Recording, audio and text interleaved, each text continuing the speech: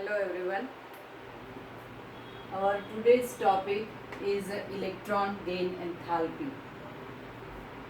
This topic also we will try to understand keeping in mind the elements of second period and the first group. Now first of all, what is electron gain enthalpy? It is the enthalpy change accompanied by the process when the electron is added to the gaseous neutral atom. We know that when electron is added to the neutral atom, then that atom gets converted into negatively charged ion, which is called anion. So here if we want to define electron gain enthalpy, then we can say that the enthalpy change accompanying the process in which electron is added to the gaseous neutral atom to convert it into negative ion. Clear? Now this electron gain enthalpy can be positive or negative. In case of ionization enthalpy, we studied that ionization enthalpy is always the energy absorbed by the atom, clear, in order to lose electron, and that is why ionization enthalpy is always positive, because the removal of electron is always endothermic process. So ionization enthalpy is always positive. But in case of electron gain enthalpy, it can be either positive or negative depending upon the type of element. For example, if we talk about group 17 elements, that is halogens, here this group, halogens, you can see in case of fluorine, the configuration is a 2s2 2p5. Clear? In the last orbit, valence orbit, if there are 8 electrons, then it is called the octet. Like in case of inert gas, neon, there are 8 electrons in the outermost orbit, valence orbit. Clear? So it is having complete octet.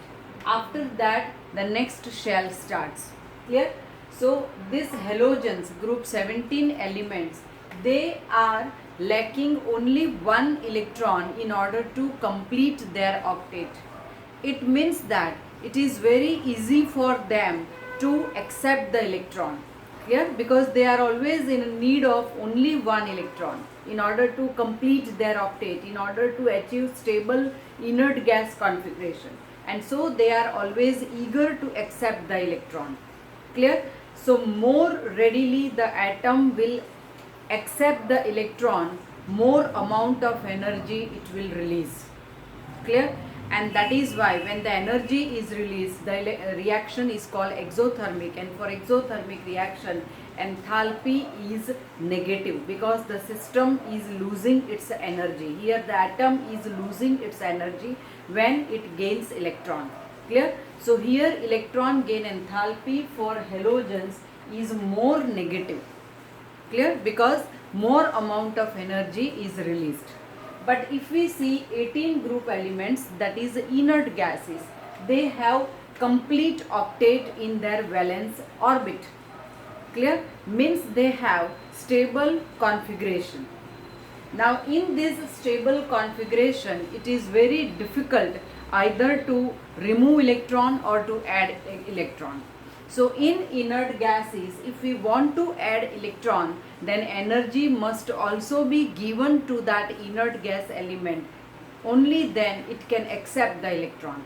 Clear? Now when energy is given to the element, then that electron gain enthalpy is considered as positive, because energy is given to the element, energy is absorbed by the element when it gains electron. Clear? So in case of inert gases, energy is required by the element in order to accept electron. So we can say that the electron gain enthalpy for inert gases is more negative, more positive. It means it is less negative.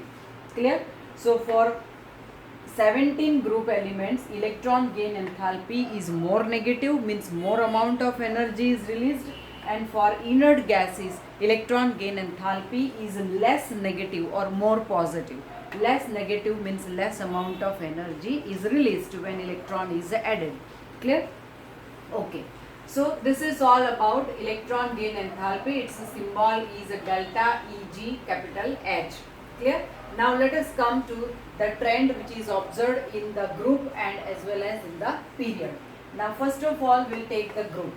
When we go down the group, then there is increase in the atomic number. At the same time, there is increase in the outermost shell. There is increase in the principal quantum number n. Clear? So the number of orbit increases when we go down the group. Clear? So when it happens, then the added electrons, see these are the last or the valence orbitals of the elements of the same group. Now if electron has to be added, then it will obviously enter these orbitals, because these orbitals are having only one electron in each. Clear? And s orbital can accommodate maximum 2 electrons. So there is a vacancy of one more electron. So added electron in case of the elements of the same group, it is entering the same orbital, means the 2s or 3s or 4s or 5s. But as we are talking about the trend in electron gain enthalpy down the group, we can say that the added electron goes farther from the nucleus, because there is increase in the principal quantum number. It means that in lithium the added electron enters in 2s orbital, in sodium it enters in 3s orbital, in potassium it enters in 4s orbital. It means the added electron is going away from the nucleus when there is increase in the atomic number. Now if electron is going away from the nucleus, means it is experiencing less attraction for the nucleus.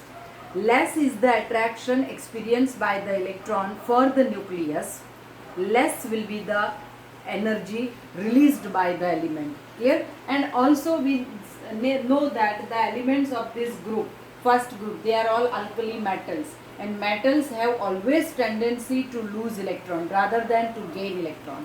Is it clear? So it is very difficult to add electron to the alkali metal elements. Clear? But here the point is, down the group there is increase in the atomic number, and at the same time the added electron enters the orbital which is away from the nucleus, so it is experiencing less attraction for the nucleus, and so less and less amount of energy is released when the electron is added. So compared to lithium, the energy released in case of sodium will be less. Compared to sodium, energy released in case of potassium will be even lesser. Clear? So electron gain enthalpy decreases down the group. Why? Because down the group atomic size increases, and so the tendency of the element or the added electron goes away from the nucleus. So the nuclear force of attraction acting on the added electron decreases, and that is why less amount of energy is released. Clear? So here you can remember like this: stronger is the attraction for the electron, more will be the energy released. Clear? Here these elements, because of their bigger size, they have less attraction for the electron, so less energy is released. Clear? So here the ionization enthalpy, as I told you, it can be either positive or negative. When it will be negative? When the energy is released. So here in case of the first group elements, energy is released, but that release of energy, it goes on decreasing. Clear? And that is why ionization enthalpy decreases, the electron gain enthalpy decreases down the group. Decreases in the sense it becomes less and less negative down the group. Is it clear? Now we will see across the period. Here in the second period, with increase in the atomic number, the number of electron increases, but the number of the outermost shell is not increasing. Means the principal quantum number remains same. Clear? For all the elements of the second period, the principal quantum number of the outermost orbit is 2. Clear? So added electron remains at the same distance from the nucleus in case of all the elements. Clear?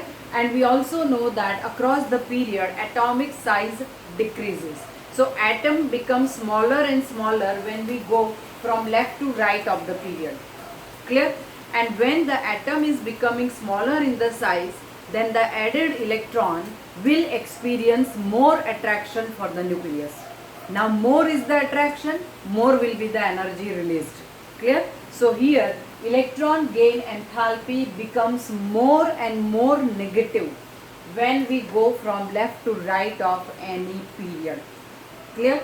So it becomes more and more negative. As I told you in the previous lecture also, we don't discuss this periodic properties for the inert gases. Clear?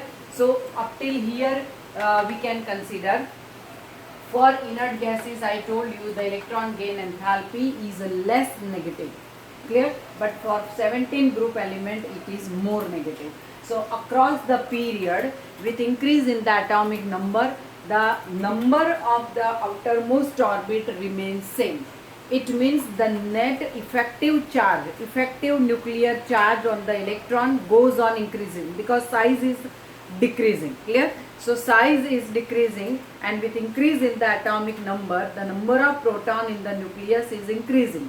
Is it clear? So the effective nuclear charge on the electron present in the same orbital, it increases. So attraction increases. So obviously for incoming electron also, the nucleus will have stronger attraction.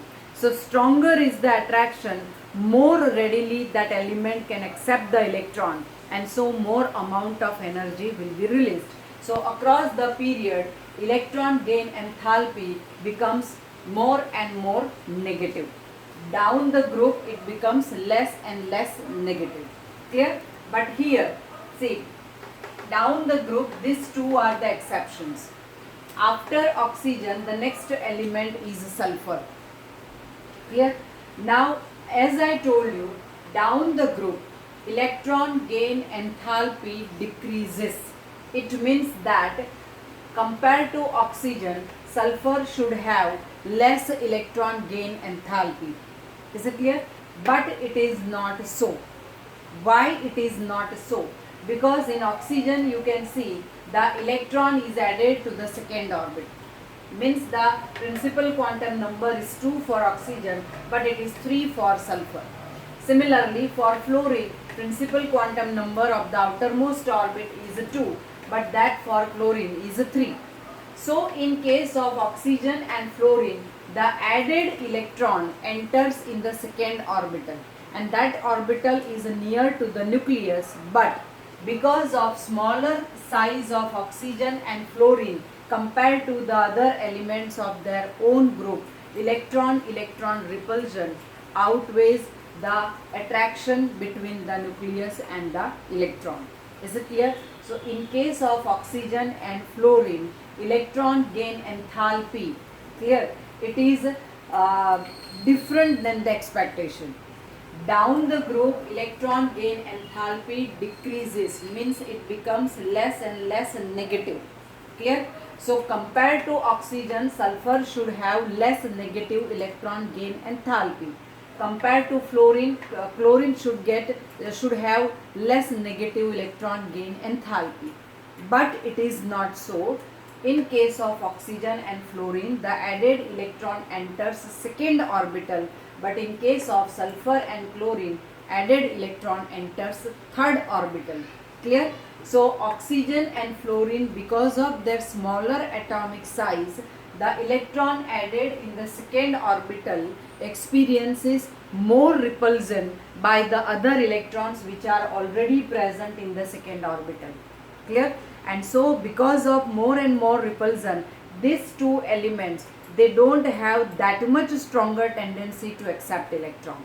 Clear? And that is why the energy released by these two elements will be less compared to the succeeding elements. Clear? So in this topic, see, electron gain enthalpy, this topic in next year also in many chapters, this topic is mentioned, and this particular topic you have to remember this: oxygen, fluorine, then sulfur and chlorine. Why their electron gain enthalpies are different than the expectation. So for 2 marks question, these particular examples are important. Clear? You can also be asked in 1 mark question that electron gain enthalpy of 17 group is most negative, but there of 18 group elements is a least negative, means it is more positive. What is the reason? Clear? 17 group elements, they are near the completion. Clear? They are near the completion of octet, so they are very eager to accept the electron, and so they have stronger attraction for the incoming electron, so more energy is released. But in case of inert gases, they have complete octet. Clear? So now they don't require any more electron, because if the electron is to be added, suppose in case of neon, if the next electron, new electron is to be added, then it will have to go to the next energy level, that is third orbit, and that configuration will become unstable. Is it clear? And that is why these elements, they have more positive electron gain on enthalpy, or we can say they have least negative electron gain enthalpy. Clear? So we will keep our discussion only up to this particular topic. In the next class, we will discuss about the electronegativity, which is again a very important periodic property. Clear? Thank you very much.